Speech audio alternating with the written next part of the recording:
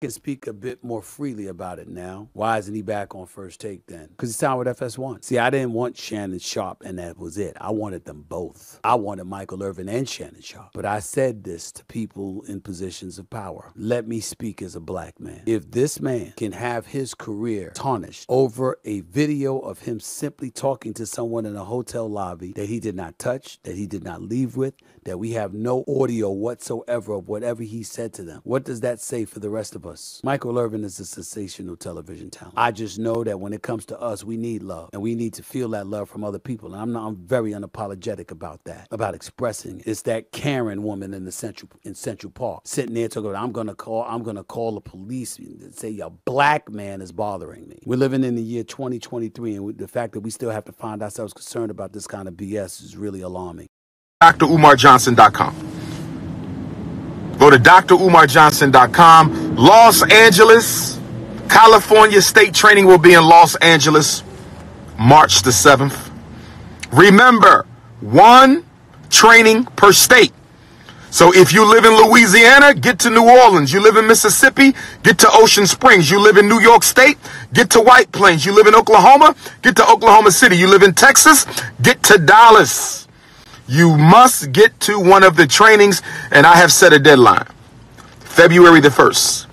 If your state has not signed up with Dr. Umar for a training by February the 1st, your state will not receive a training. If your state has not signed up by February the 1st with Dr. Umar for a training, there will be no training in your state. There will be no training in your state. Anybody can reach out to me. All you have to do is find a place that can seat 100 parents with tables and chairs, 12 hours on a Saturday, 8 to 8. All you have to find is a place that can sit 100 parents, tables and chairs, 8 to 8 on a Saturday. Do you understand me? That's all you got to do. That's all you got to do, brothers and sisters. That's all you got to do. Now let's talk about the rules of white supremacy. Let's talk about the rules. Rule number 1, which is the most difficult of all rules, and that is that all white people are racist. All white people are racist. All white people are racist. Every last one. There are no exceptions to the rule. I want to be very clear about that. If you do not understand the first rule, there's no need to even discuss the other 3. You must understand the first rule first. Okay? They are all racist. Now, racism doesn't mean that they all hate black people. Racism doesn't mean that they all dislike black people. What racism means is that they want to control and monopolize the resources and opportunities that other people get. In other words, they want to stay in charge. So a white person can marry you. That's not a contradiction of white supremacy. They can have sex with you. That's not a contradiction of white supremacy. They can go to your church and pray with you. That's not a contradiction of white supremacy. They can live next door to you. That is not a contradiction of white supremacy. They can laugh and joke with you. That is not a contradiction of white supremacy. They can join your black organization. That is not a contradiction of white supremacy. White supremacy is about controlling the resources and the opportunities. It has nothing to do with emotions. It has nothing to do with feelings. It has nothing to do with relationships. Let me give you an example. In college, as we all know, a lot of white girls throw themselves at black athletes. All of you who've been to college, you have watched white girls throw themselves at black athletes. Or black guys in general. They sleep with them, sex them up, swallow them up, the whole thing, right? That same white girl that was dating black young men in college at 18 and 20 and 25, that same white girl that was sleeping around with the brothers at 20, if you find her at 40, she might be the district attorney locking up the same black man she used to sleep with 20 years ago in college. Do you understand? Do you understand? Do you understand? Do you understand? You understand me? The same white kids that listen to the gangster rap, the same white kids that play on your football team with you, your starting quarterback and your starting tight end, the same white guys you make music with, 10 years later, they will have a law degree and they'll be locking your ass up. Okay? Or if they see their sister looking at you, they'll go tell your sister, you better stay away from him. See, the problem with black people is we make this assumption that what white people show us is necessarily who they are. Black people have this assumption that what white people show us is who they necessarily are. White culture is based on military science. That's how they've been so successful. White culture is totally based on military science. They never drop their guard around black folks, but they love to make black people think the guard had been dropped. Bill Cosby, perfect example. Look at all those white girls.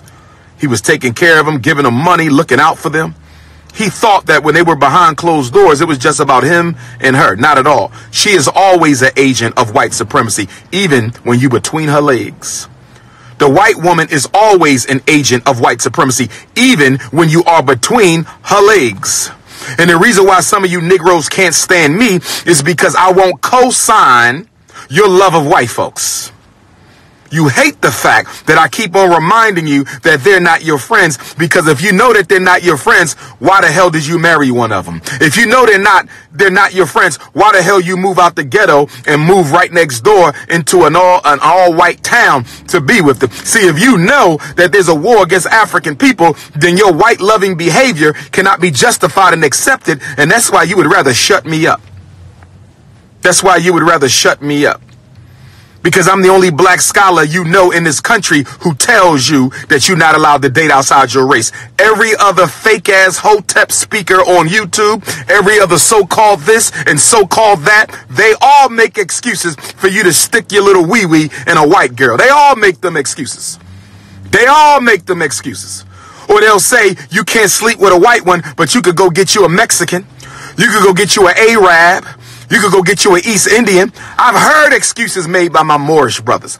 I've heard excuses made by my Nawapian brothers. I've heard excuses even made by some of my God and Earth brothers. I've heard excuses made by some black nationalists. I'm the only scholar that tells you you ain't got no business sticking your wee-wee in anything other than your African queen. That's why you hate my guts. That's why you say I don't have real degrees, because you ain't never seen a Negro with my credentials talk to you the way that I talk to you. You would have to grow back to Dr. Khalid Abdul-Muhammad. He was the last real doctor to give you that unapologetically African doctrine. I am the first since Dr. Khalid to give it to you like this. And the only Pan-Africanist to give it to you like this since Garvey. That's why you got a problem with me. Rule number one, all white people are racist. I didn't say you got to mistreat them. I didn't say you got to hate them. You got to understand them. That's all, brothers and sisters. When you see a pit bull dog, do you hate the pit bull? No. But you know that pit bull got some tendencies that you don't necessarily want to evoke. So you keep your distance from the pit bull. You don't hate the pit bull. I love snakes. I love snakes. But guess what? I know snakes got certain types of natural tendencies that I don't necessarily want to find myself on the wrong side of. So I keep my distance from the snakes. So I'm not telling you to hate white folks. I don't teach hate. I'm telling you to understand your enemy and know when your behavior needs to be adjusted so that you don't fall victim to the enemy. That's what I teach. I don't teach hatred. Hatred is energy. I want you to use every ounce of energy at your disposal to help us rebuild the infrastructure of the Pan-African movement. I want you to use every ounce of your energy to help us rebuild the structure of Black America, the Black Caribbean, Black South America, Black Australia, Black England, Black Canada, Black Africa. I don't want you wasting time hating white folks. That's valuable energy. That's valuable energy. Why the hell will I tell you to hate your enemy? If hating your enemy was going to solve your problems, we'd be free already. I will never teach hate. I ain't got to hate my enemy, but I got to understand my enemy, and I got to defeat my enemy. I do not have to hate him. If you've ever taken martial arts, if any of you have ever taken martial arts, one of the first things they teach you in martial arts, and I took Taekwondo right here in the streets of North Philadelphia as an elementary school student. In Taekwondo, the first thing the instructor teaches you, your emotions are never to be wasted on your opponent. Your emotions are to be channeled into constructive activity.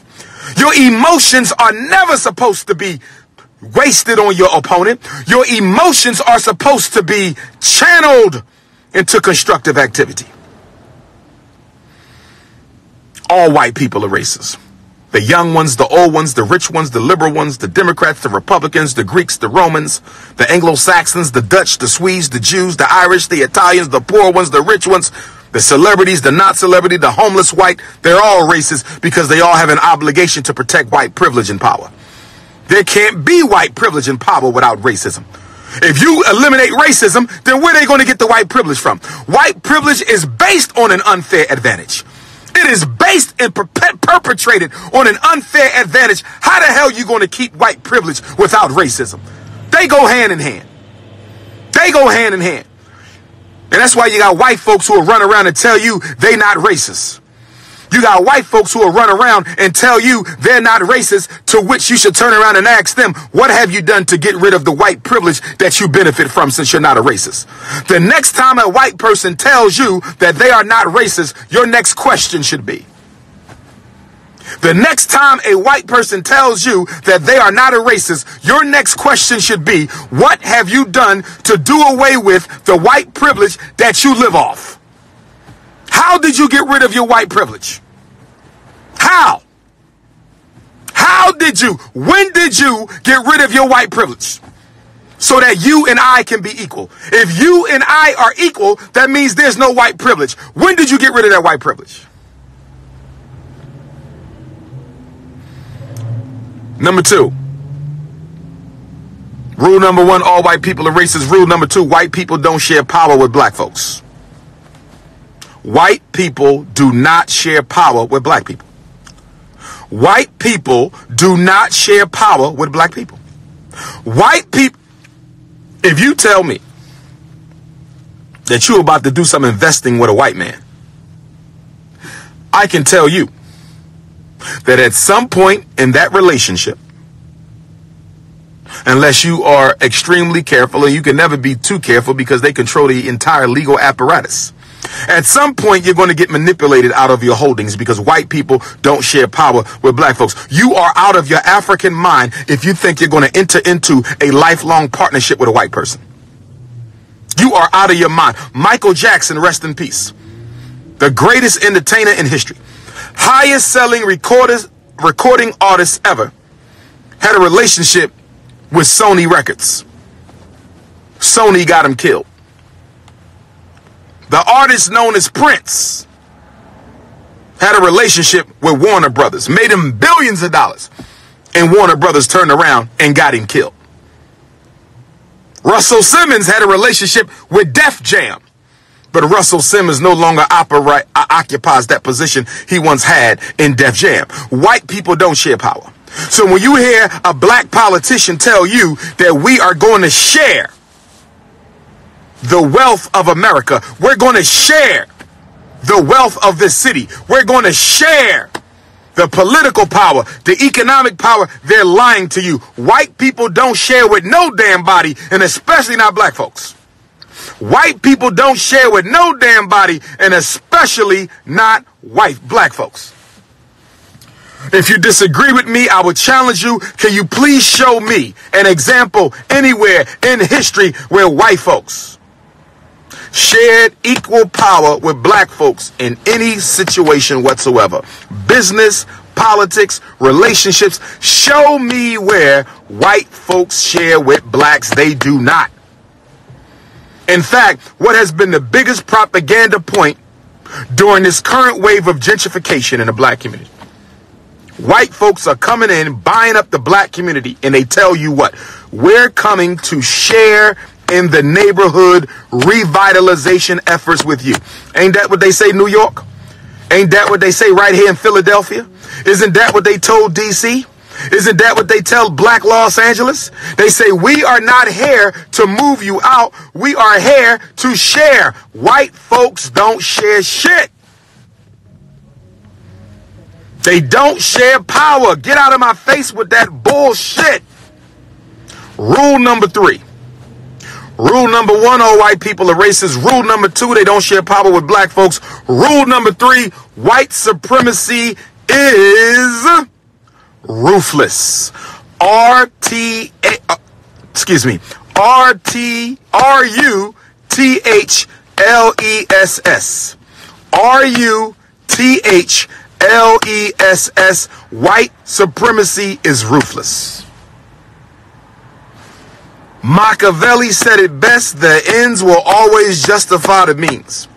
If we got to pump your boys full of autism, if we got to pump AIDS into your homosexuals, if we got to homosexualize and lesbianize your boys, whatever we got to do, if we got to go to Africa and poison the food and poison the soil, if we got to give you poor health care, if we have to do use your prisoners as research monkeys, whatever we got to do, mass genocide, abortion, hysterectomy, whatever we got to do, it don't matter what we do. There is no sin so great that white supremacy will not use it. There is no sin so great that white supremacy will not use it. There is no sin.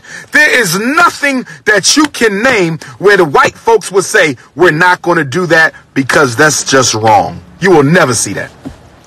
You will never see that. You will never see that. World War II, they said you can't drop the atomic bomb on the Japanese people because that'll kill the babies and the women and the unborn and mess the soil up. When I was in Japan a couple years ago, they told me that the area where America dropped the nuclear bomb, food still don't grow. Nothing can live there even now. America, the only nation to drop a nuclear weapon on another people. They don't have no political morals. They don't have no economic boundaries or borderlines. They don't have no rule book for what you can and can't do to another people. You don't know who the hell you dealing with. You think if you kiss their ass long enough,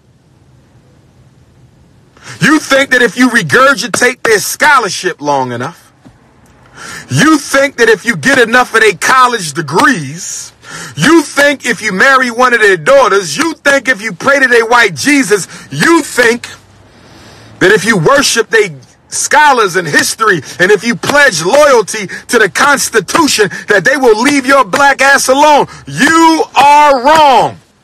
They don't give a damn about you.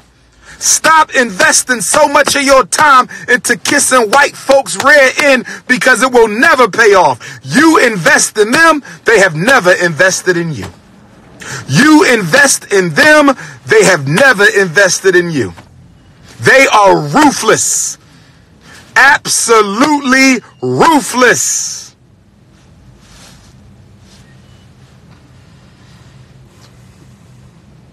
And what is the fourth rule of racism? Rule number one, all white people are racist. We didn't say they hate black folks, but they are racist. They want to control the resources and the opportunities. That's all racism is. Control of resources and opportunities. Systematic, inequitable, unfair, biased distribution. White folks don't believe in equality. Equality is a sin. White supremacy means they must always look better than black people. So equality is a sin. America has never been equitable. America will never be equitable. There has never been a day in the history of this nation. There has never been a single day in the history of this nation where black people were treated fairly and equally. You can't give me a day. If you know of a day, give me a goddamn day. Give me the day. Name a day. Give me a date where on that one day for 1 hour, 2 hours, 6 hours, 12 hours, 18 hours, give me a date where on that day white folks treated black folks equally for an hour. You can't give me a minute. You can't give me a second. They are always scheming on how to disadvantage black folks even more than they already have disadvantaged us. Did you hear what I just said? I said they are always scheming as to how they can do a better job. They are always scheming as to how they can do a better job practicing racism. You Negroes are under the assumption that white folks are trying to do away with racism. You silly ass Negroes. You actually believe that Barack Obama being in the White House meant that white people were trying to do away with racism with your dumb ass. Let me tell you a little secret. Whenever white folks look like they about to get rid of racism, that means they really about to strengthen racism. Let me say it again. Whenever it looks like white folks are trying to get rid of racism, that means they about to strengthen racism. That's what that means. What that means is they need to distract you. They need to distract you long enough to refuel the machine. And that's what they did for 8 years under Barack Hussein Obama. They distracted Negroes long enough to reorganize and refuel white supremacy all over again. There has never been a second where they have not practiced racism. You can't give me a single second where they have not practiced racism. Rule number 4. Rule number 4. Rule number 1, they all racist. Rule number 2, they don't share power.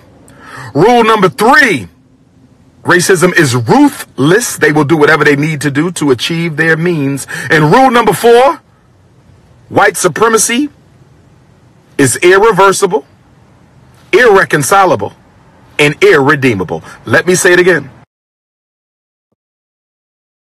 Supremacy is irreversible, irredeemable, and irreconcilable. Did you hear what I said?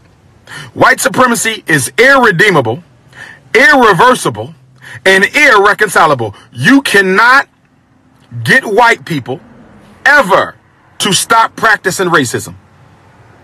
I don't give a damn how many baptisms. I don't give a damn how many shahadas. I don't give a damn how many Bibles you give out, how many Qurans you give out. I don't care how many white folks' lives you save. I don't care how many white kids you educate. I don't care how much free food you give out to white folks. There is nothing you can do to positively change racism. It is irreversible. It is irredeemable, and it is irreconcilable. You can destroy it or get away from it, but you cannot reverse it. You cannot redeem it. White racism is beyond redemption. It is beyond reconciliation. It is beyond reversal. Destroy it or get away from it. Those are the 4 laws of white supremacy, brothers and sisters. Let me see if y'all gave me any donations. Let me see. I'm giving y'all all my wisdom, but where the donations at? Last donation to the school was Richard Harris. Somebody better get on their Cash App. Somebody better get on their Cash App. Cash.me/$FDMG school. I better get some donations. I'm about to hang up. Okay, here we go. Cornelius Bennett, $5. Appreciate you, brother. To Sister Tiff, $100. You might be donor of the day again, Tiff. $100, Sister Tiffany. Terrence Brown, $10. Cornelius Burnett, $5. Brother Dallas, shout out to Brother Dallas, West Coast, $25. Get on that Cash App. We got to fix the school up, y'all. Let's go. I finally got the team I need to do the renovations, and it's time to get this done before the weather break. Before it get hot outside, I need the Marcus Garvey bill. Amy Burt, $10. Sherrod Sadler's, $3. Amy Burt, $10. Get them Cash.me/$FDMG school. Go ahead and tap in. I'm going to take a few questions. Don't forget to register, DrUmarJohnson.com, for the NIBPA training. I'm only doing this one time. There will never be an NIBPA parent training tour again. I'm only doing this one time. There will never, ever again be an NIBPA black parent training. If you don't get it in 2020, you're not going to get it. If your ass is too lazy to come and learn how to help your kids, that's your fault. I'm doing my job. I'm discharging my ancestral obligations faithfully. It is up to you to get your lazy ass there and learn the information. Somebody said it's 12 hours. That's too long. Your ass be at them rap concerts for 12 hours. Your ass be at the club for 8 hours. Your ass was out there on Black Friday buying the white man's junk to put under the white man's Christmas tree. You stood in that line all night, but you can't sit on your ass for 12 hours to learn how to save your children. Damn coons.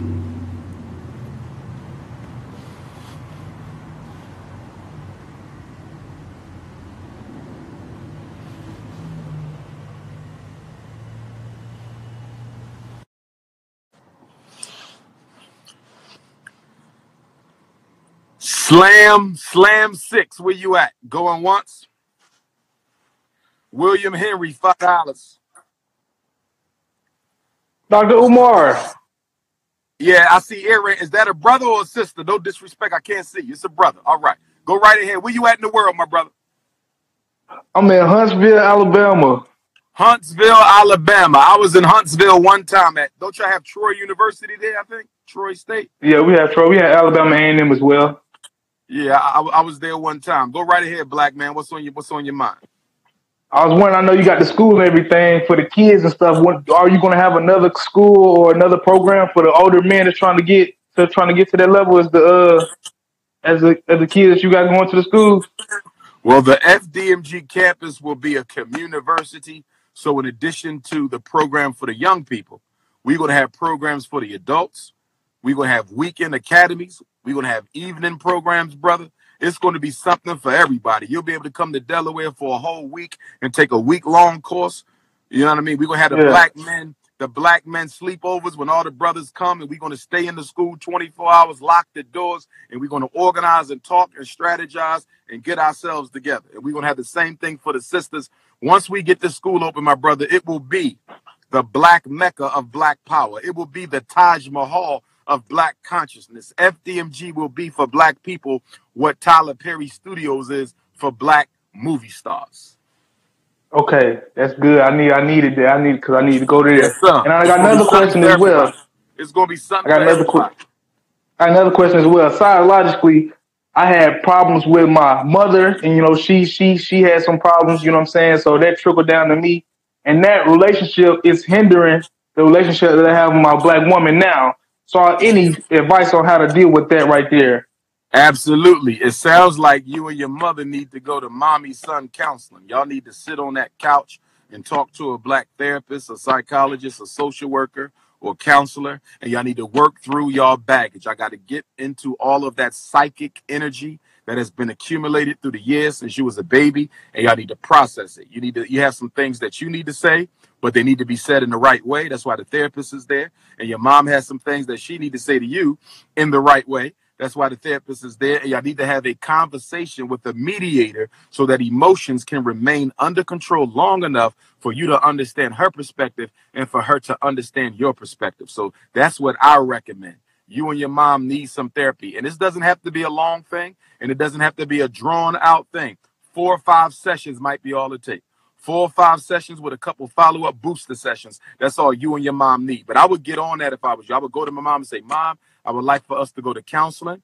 You know what I mean? And then you could just Google black counselors or psychologists down there in Alabama, and y'all should go, my brother, sooner than later, because what you don't want to have happen, and I know your mother is a relatively young woman, but what you don't want to have happen is have a parent transition or any relative transition before we were able to forgive them, ask for forgiveness, and make amends. Although we can still do it on the ancestral plane, it's much more difficult. Do all of that now. Straighten out your relationships now. Give people their roses now while they are still with us.